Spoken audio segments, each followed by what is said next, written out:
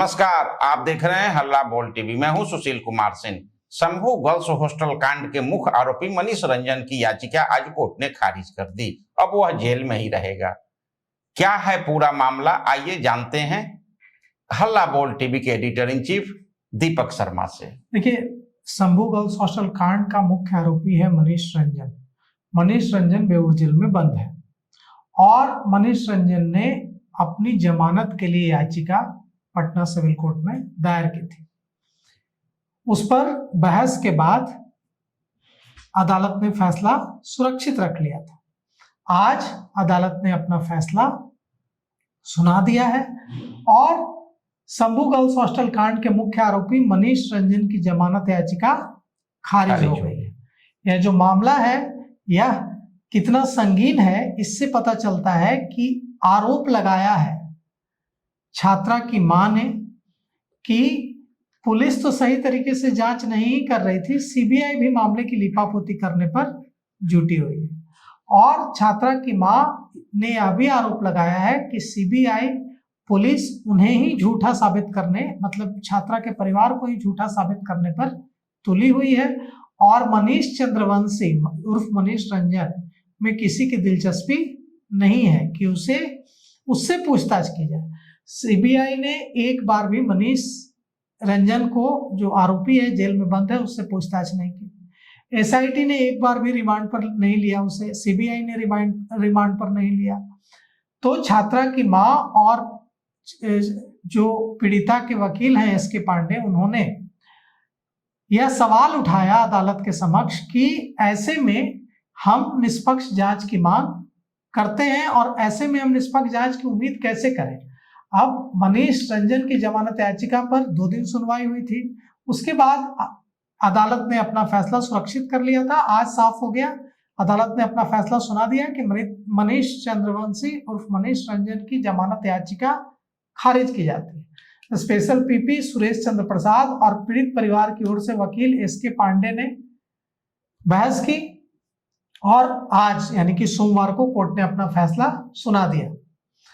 गुरुवार को जो सुनवाई हुई थी उसमें कोर्ट ने अपना फैसला सुरक्षित कर लिया था दोनों पक्षों के वकीलों के बहस के बाद।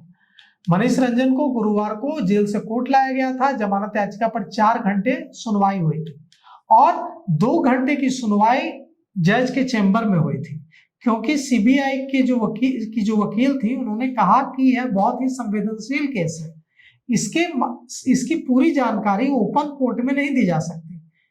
तो इसके बाद की जो सुनवाई है वो जज ने अपने चैम्बर में की और उसके बाद मनीष रंजन की जमानत याचिका पर फैसला सुरक्षित कर लिया।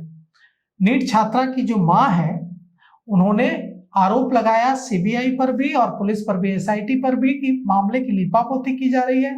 मनीष रंजन का कोई नाम तक नहीं ले रहा है, सिर्फ हम पर आरोप लगाया जा रहा है। यह भी कहा कि मनीष रंजन से पूछताछ करने में, मनीष रंजन को रिमांड पर लेने में किसी की कोई दिलचस्पी नहीं है। कोर्ट ने इस मामले में केस की पहली आईओ रही चित्रगुप्त नगर की थानेदार रोशनी कुमारी को भी बुलाया, कई सवाल पूछे। कोर्ट ने मुख्य गवाह और जो नीट छात्रा के कमरे में जाने वाले उसके छात्रा के सहपाठी हैं उनके बारे में भी सवालात किए सीबीआई और एसआईटी से, और यह भी पूछा रोशनी कुमारी से कि मनीष रंजन आपके पास कब आया। तो रोशनी कुमारी ने बताया कि 10 जनवरी को थाने पर आया था। तो पूछा कोर्ट ने कि वो थाने पर क्यों आया था, लेकिन इसका जवाब रोशनी नहीं दे सकी। साथ ही साथ कोर्ट ने यह भी पूछा कि आपने किस अपराध में मनीष रंजन को गिरफ्तार किया, और यह भी पूछा कि आपने अगर उसको गिरफ्तार किया तो इस केस में उसका क्या रोल था। और कई सवाल जो थे अदालत के, उनका जवाब सीबीआई एसआईटी के तरफ से संतोषजनक नहीं दिया जा सका। कोर्ट ने मामले के शंभू गर्ल्स हॉस्टल कांड के आईओ एएसपी पवन श्रीवास्तव से भी पूछा कि पीड़िता का मोबाइल कहाँ है। तो पवन श्रीवास्तव ने कोर्ट को बताया कि एसआईटी से मिला है, हमने सीज कर दिया। कोर्ट ने पूछा कि क्या आपने उसकी जांच की, तो सीबीआई ने कहा कि नहीं की। यह भी पूछा कोर्ट ने कि मनीष के मोबाइल की जांच की, सीबीआई ने कहा कि नहीं की। तो कोर्ट ने सीबीआई अधिकारी से पूछा कि अब तक आपने कितने लोगों के मोबाइल को सीज किया, तो बताया सीबीआई के अफसरों ने कि 8 लोगों को। पूछा कि इनमें से कितने की जांच की, तो कहा कि किसी की भी जांच अभी तक नहीं हुई है, मालखाने में जमा है। तो उसके बाद कोर्ट ने इस पर नाराजगी जताई। कोर्ट ने यह भी कहा कि आपने अटेम्प्ट टू मर्डर का केस दर्ज किया है, क्या ये मर्डर में कन्वर्ट होगा, क्या आपने इस बारे में पता किया है। और कोर्ट ने यह भी पूछा कि आपने मौत के कारण का पता लगाया। कोर्ट ने यह भी पूछा कि आपने केस दर्ज किया तब तक लड़की मर चुकी थी, तो आपने मर्डर का केस क्यों दर्ज नहीं किया, इस बारे में क्यों नहीं पता किया। आपने जो जांच की, यह भी पूछा कि आपने अभी तक जांच में क्या प्रोग्रेस की है, क्या जांच में आपको पता चला है, बताइए। कोर्ट ने यह भी पूछा कि आपने मनीष का स्टेटमेंट रिकॉर्ड किया।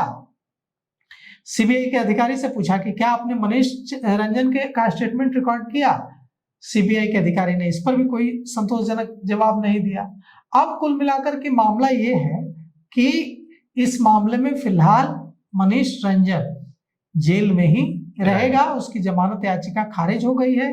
लेकिन इस मामले में यही चल रहा था कि सीबीआई ने इस पर आपत्ति नहीं जताई कि मनीष को बेल नहीं मिलनी चाहिए। एसआईटी ने भी इस पर आपत्ति नहीं जताई, लेकिन पीड़ित पक्ष के वकील ने इस पर कड़ी आपत्ति जताई और यह भी बताया अदालत को कि गवाहों को धमकाने की कोशिश भी की जा रही है। अब देखिए इस मामले में जांच किस दिशा में आगे बढ़ती है। तो यह मामला बड़ा पेचीदा हो गया है और कोर्ट ने भी इस पे नाराजगी जताई है। आखिर आम आदमी को न्याय कितनी जल्दी मिले, इसके लिए सब होता है, बट यहाँ देर हो रही है और लोगों को भी शंका हो रहा है कि सीबीआई जांच के बाद भी न्याय इस तरह से उलझते हुए जा रहा है और न्याय कैसे मिले, इस पे मामला उलझ गया है। तो अभी तक के लिए इतना ही। देखते रहिए हल्ला बोल टीवी।